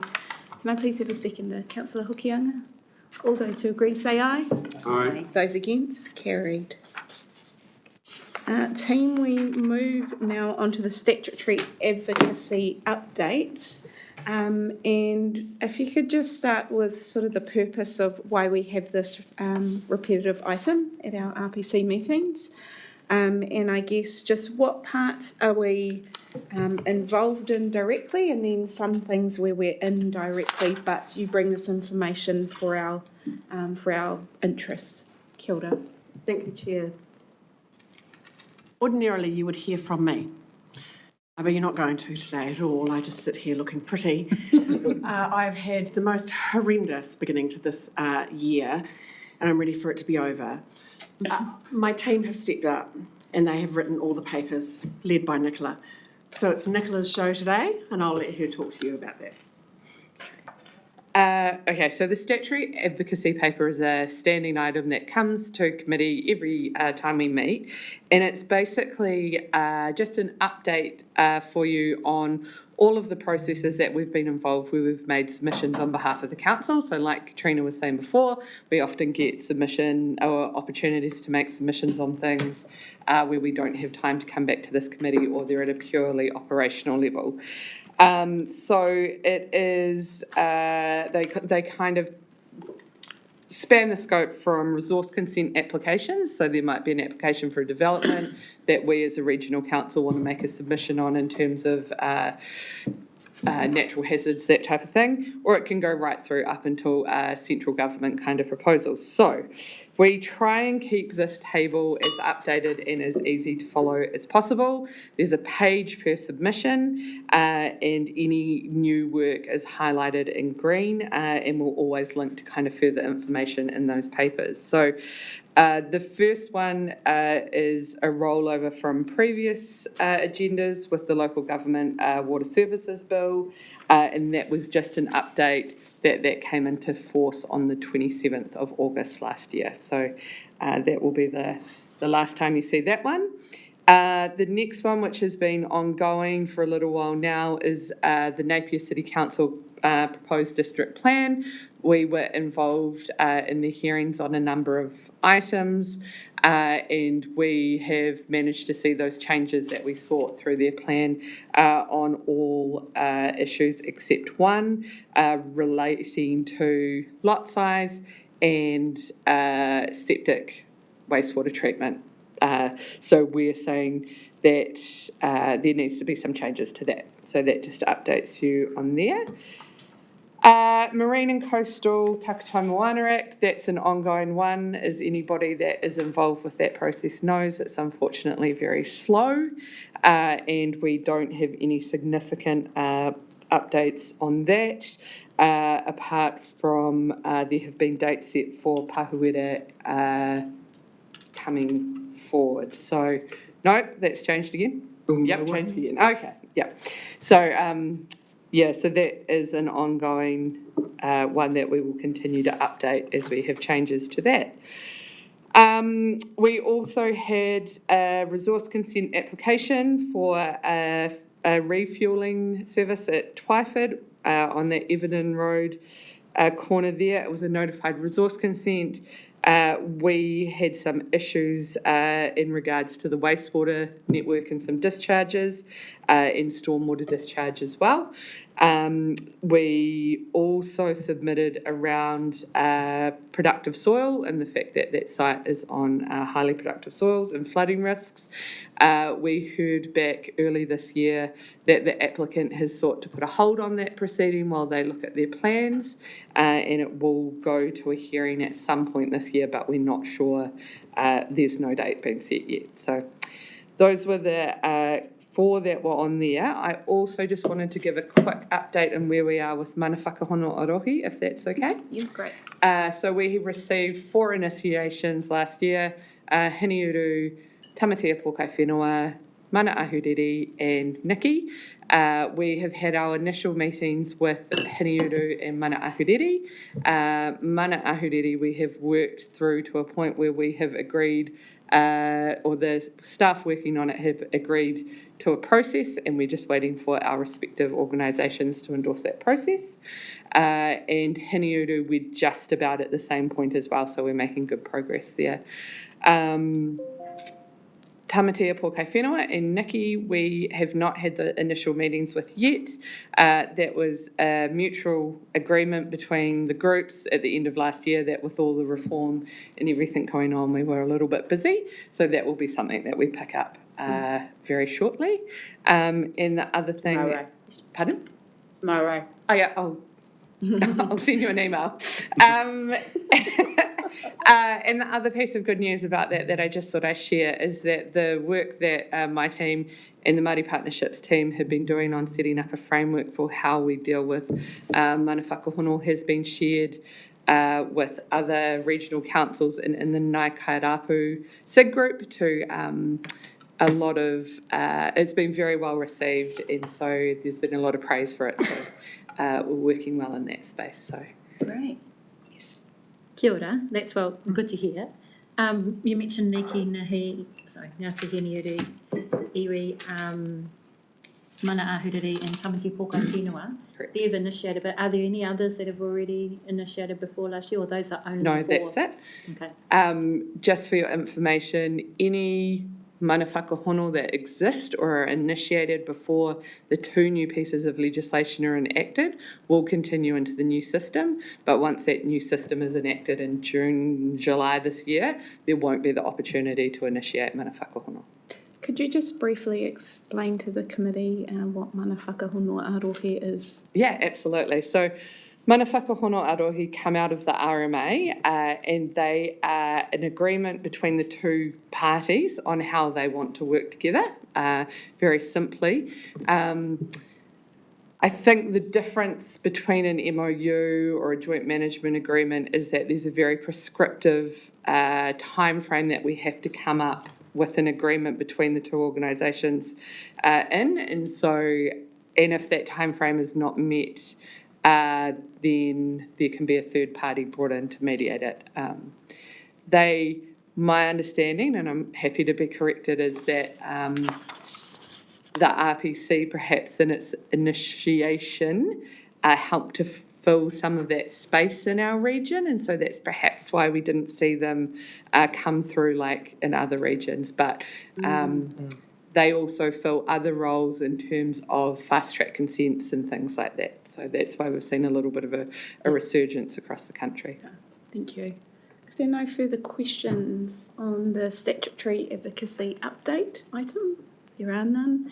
We can have a mover and a seconder to receive the update in the item. Thank you, Piri. And a seconder, Jared. All those who agree say aye. Aye. Those against, carried. Thank you, team. We move on to our last item, which actually is a real treat. It's been seen by councillors maybe 2 times if you were on the Māori committee last year, but it is the first time that it's come to the RPC, and it's our 3-yearly State of the Environment reporting. So I just welcome up all our teams, and this is the plethora of mahi that gets done through our organisation, whether it's on the whenua, whether it's in our wai and our moana, whether it's to do with elements of tāwhiri mātea and the rangi. So we've got many of our teams out there doing the mahi, and they're able to report to us how our tile is doing in that period of time. So welcome back, Kia ora. Kia ora. For some, we've heard this a few times, but there are new members, so please make them feel welcome with new information. Kia ora. Kia ora, Richard. Yeah, kia ora. Thank you, Chair. Tēnā koutou katoa ko Richard Wakeland, tōku wingua. It's my pleasure to support the team today presenting the State of the Environment report. So the HBRC State of Environment report provides a comprehensive science-based assessment of the region's environmental health. We do that every 3 years. The purpose is to track long-term environmental trends across air, land, freshwater, marine environments and biodiversity. And it very much is linking to understanding the effectiveness of our policies and management actions, showing what's improving, what's declining and what's stable. It helps inform decision-making, and it provides that transparency to the public as well. So it's a critical report for the organisation.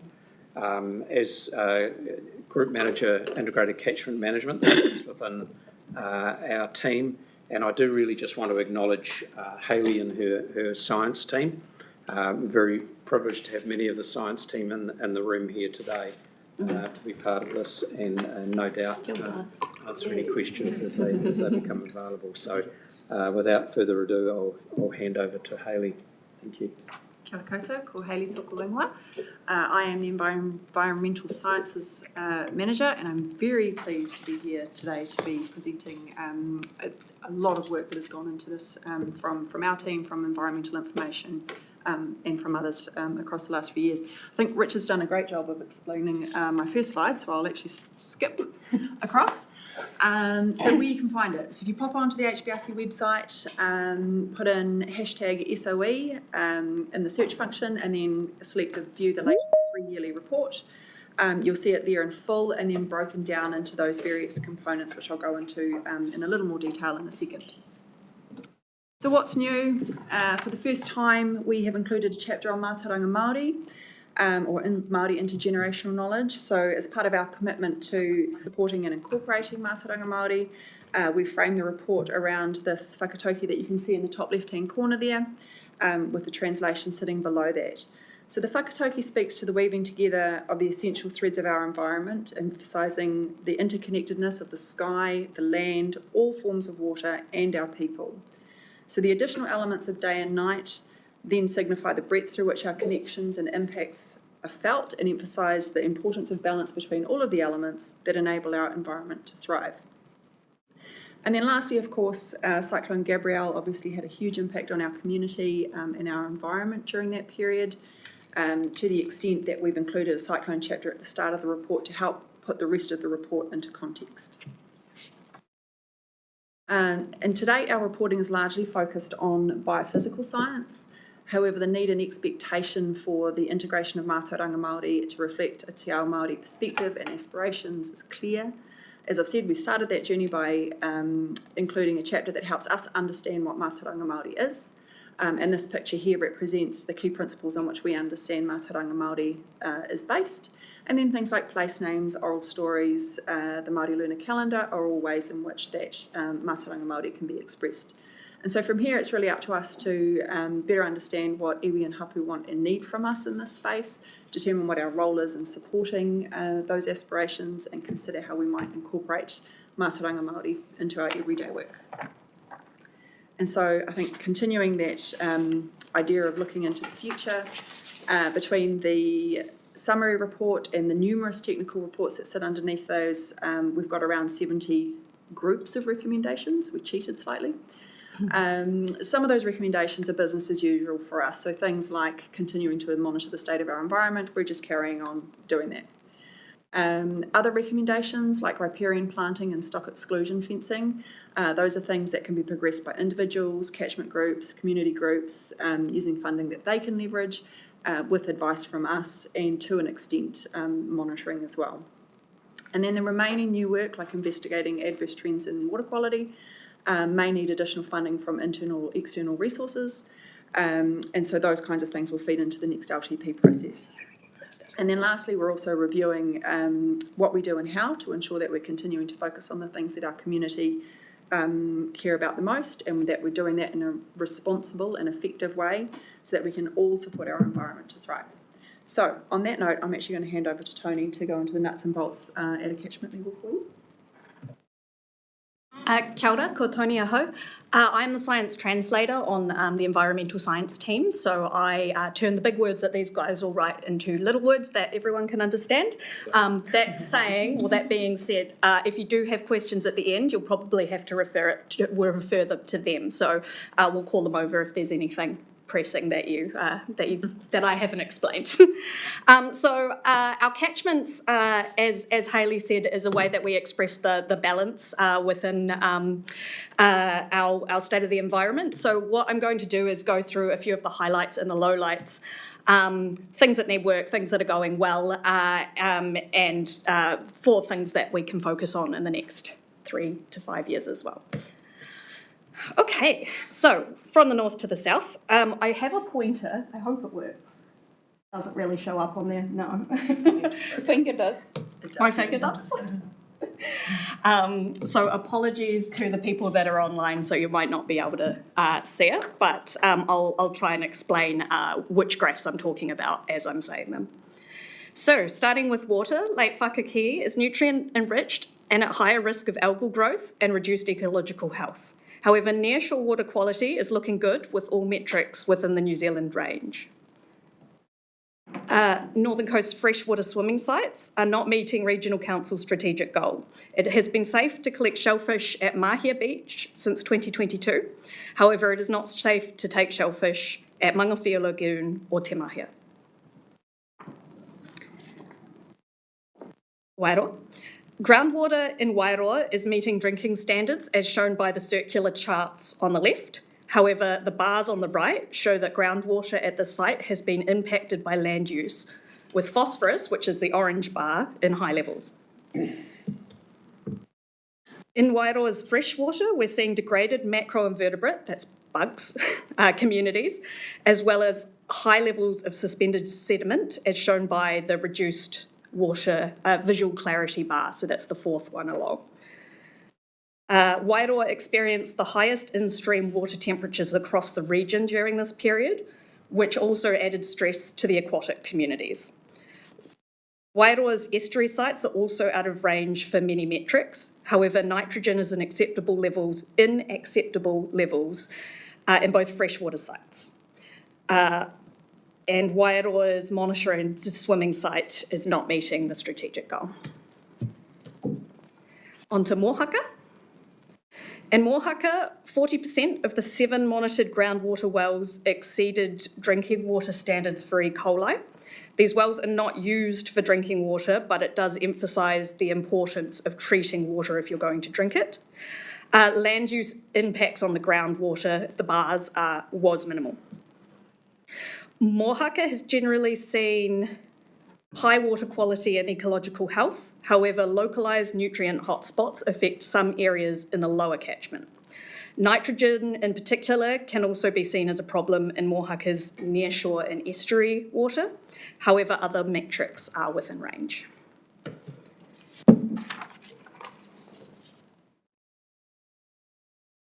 On to Eskin Central. One of the 8 monitored wetlands in the Esk catchment is degraded. Our monitoring well in this area has also exceeded the drinking standards for arsenic and manganese, and the well has been impacted by land activity. Many of Esk's river monitoring sites are generally high in E. coli and phosphorus. However, clarity at most of these sites is good.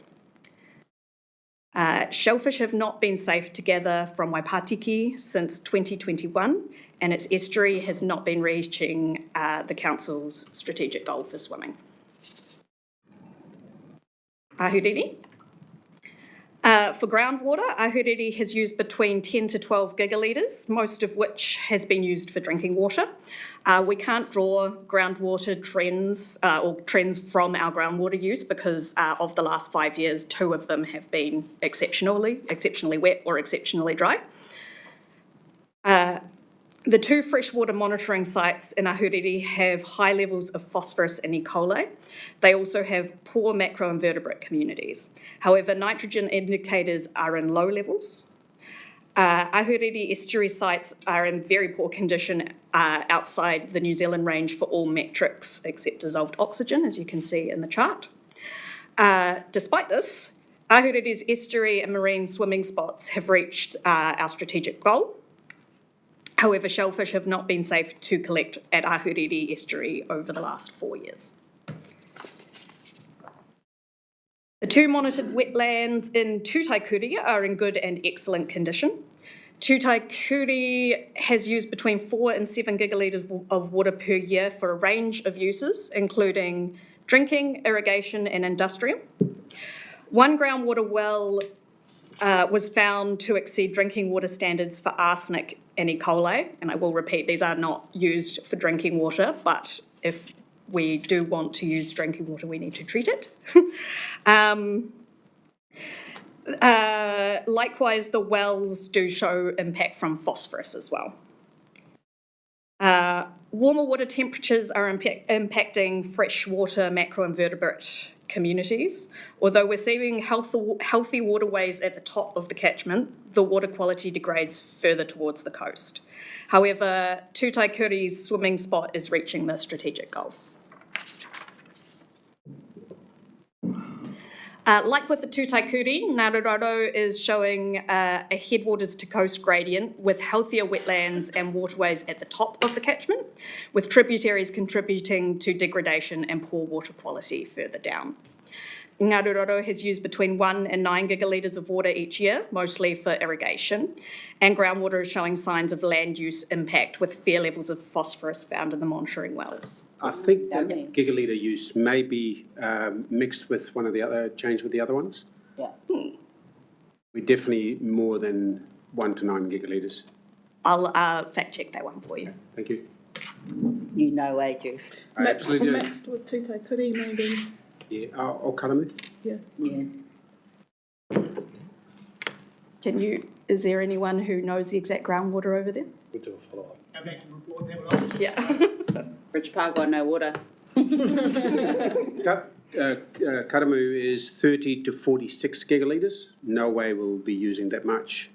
Tuki is 7 to 30 gigalitres. and that's about right. So I think it's just a changing of numbers. Yeah, Okay. it's fine. We need to leave something for us to pick on. That's exactly why I put it in Test. there. And you passed. Yeah. We are listening. Sorry, I was up to nearshore water, I believe. Nearshore water and estuary water quality is showing impact from nitrogen in Te Rakoki. Despite this, however, Ngāroto's monitor swimming site is meeting the council's strategic goal. So with Karamu, again, I'll fact check the water use for you. Most of it is used for drinking, irrigation and industrial. More than a quarter of Karamu's monitoring well have exceeded drinking standards for E. coli, and wells are showing medium to high levels of phosphorus. The Karamu has some of the highest levels of E. coli and phosphorus in the region. However, nitrate and ammonia levels indicate there's low risk of toxic effect for fish and aquatic invertebrates. We can see from the rapid habitat assessments, that's those round circles there that show the different colours. So the ones at 11 o'clock are showing the riparian margins, or the banks in the riparian margins. And we can see from that the degraded riparian margins are likely leading to thermal stress, which is impacting the macroinvertebrate communities. Karamu's swimming spot, is also not meeting the council's strategic goal. For Tuki, its upland wetlands are in good condition. Quality declines further down the catchment, although they are still in moderate condition. A large water user, between 6 and 30 gigalitres, as you said, of groundwater has been used per year from the Ruataniwha aquifer, mostly for irrigation. 1/4 of the 47 monitored wells have exceeded drinking water standards for E. coli. Groundwater wells, not drinking water wells. Not drinking water wells. And many are impacted by land use. The varying health of Tukituki's waterways show that nutrient enrichment higher on the Ruataniwha plains affects habitats downstream, which show increased algal growth. Likewise, Lake Whatuma is also very nutrient enriched, experiencing frequent algal blooms.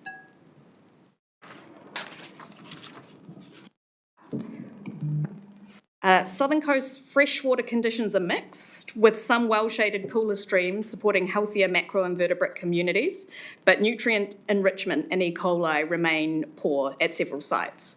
And when combined with nutrient enrichment and thermal stress, we see macroinvertebrate communities degrading. The freshwater and marine swimming spots are meeting HBRC's strategic goal, however the estuary sites are not. Tiawanga and Kairako Beach likewise have not been safe for shellfish collecting over the last 3 years.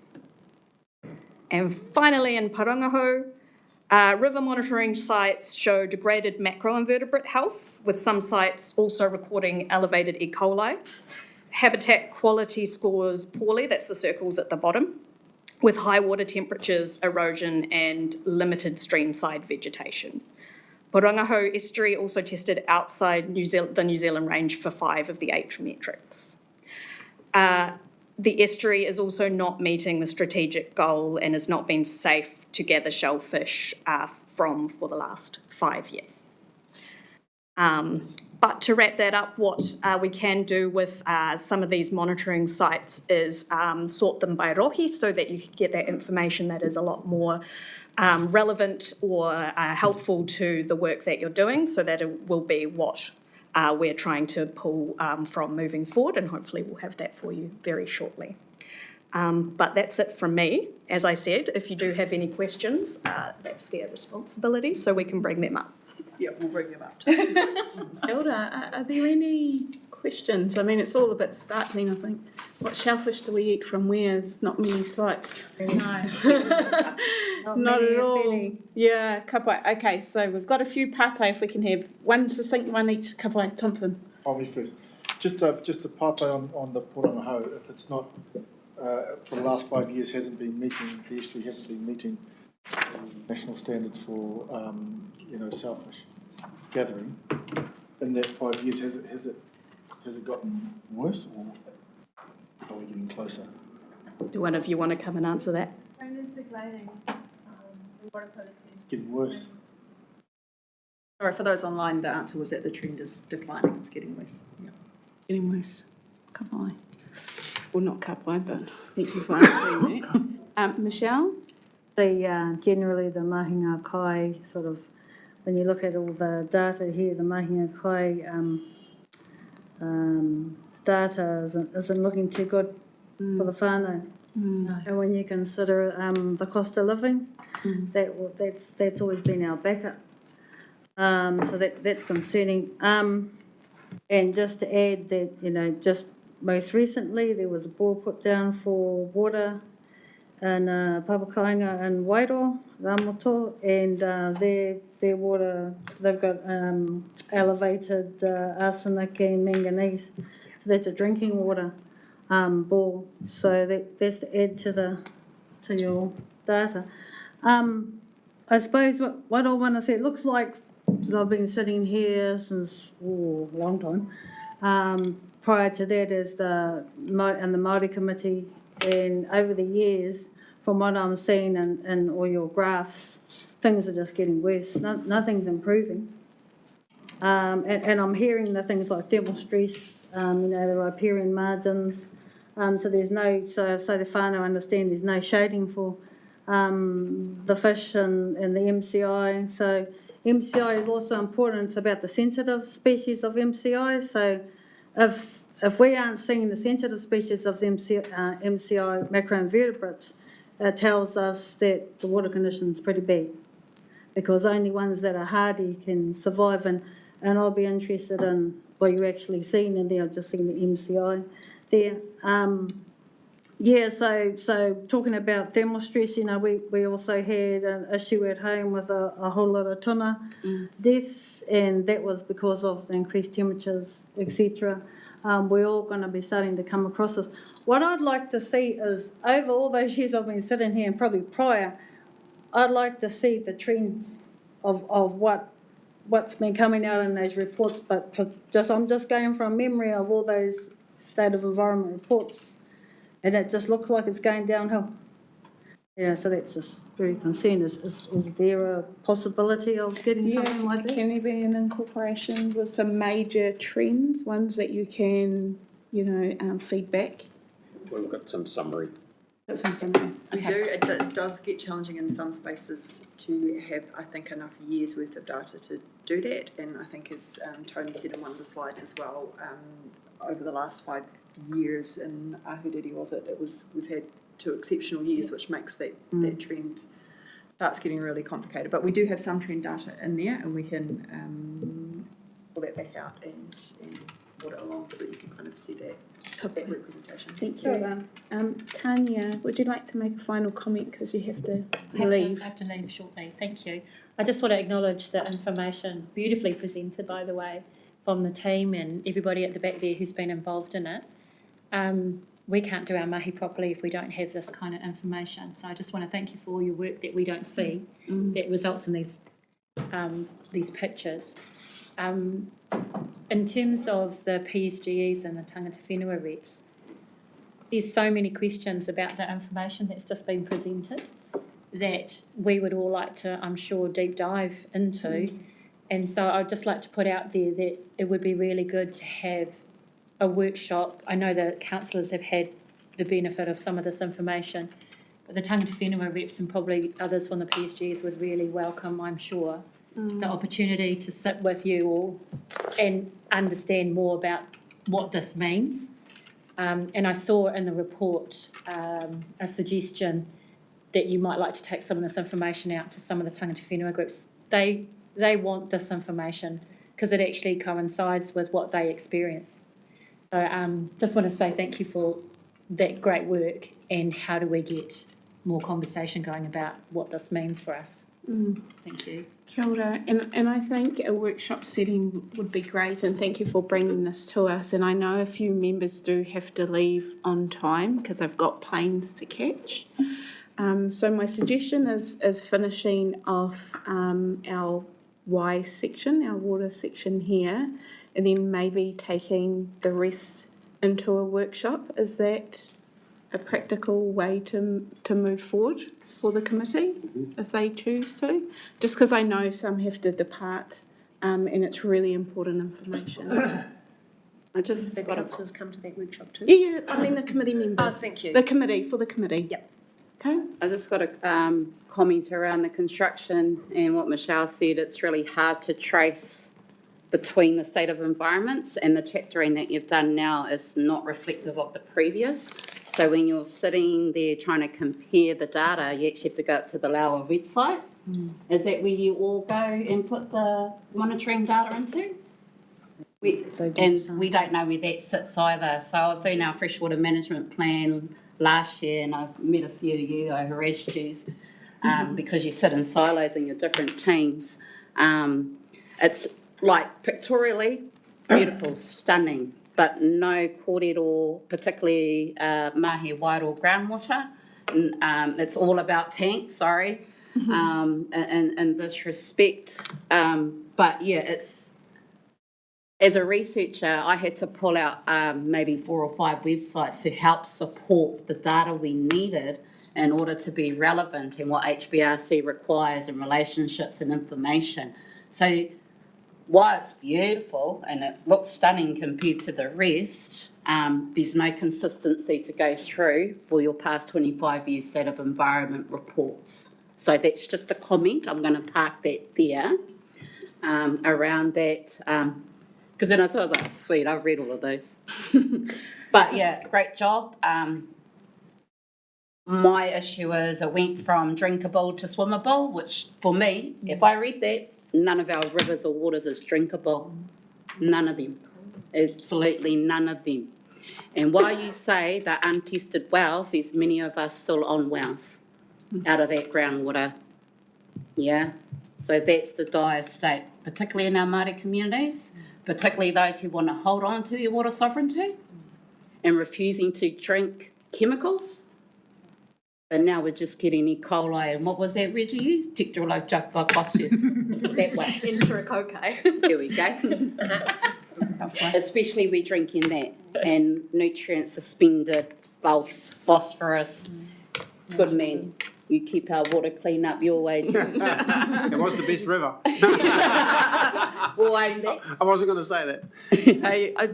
Thank you. Last question, and then I think we'll defer our the rest of the presentation for a workshop. I think it's very important. I quickly went through the report because have I missed it? You know, the evaluation of the last couple of years, and I can't see it there either. So, Michelle, Lana, and myself, we really would like to see that happen. And it shouldn't be too hard to actually put a couple of graphs in where we can see, because then it actually will hit the road. But most of all, I would like to really thank the Hawke's Region Council and the staff. If we don't measure, and this is all about measurement, we can't manage.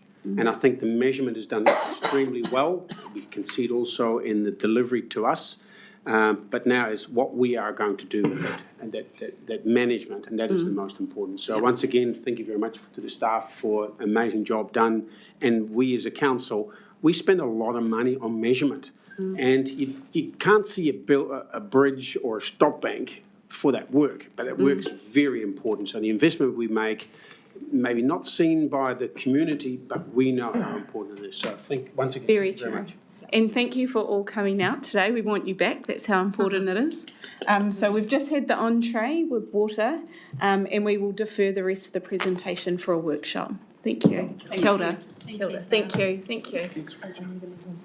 And I'm happy to move receiving the first part of the workshop and defer the following. Are you happy to second, Tanya? All those who agree say aye. Aye. Those against, carried. Kia ora tātou. Thank you for being here today, for contributing, all our new members.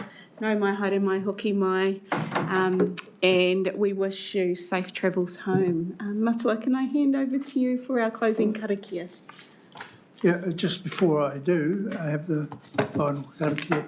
Just to dispel the Ngāti Porou myth that his grandfather and uncle I was waiting for it. He wasn't going to let that one go.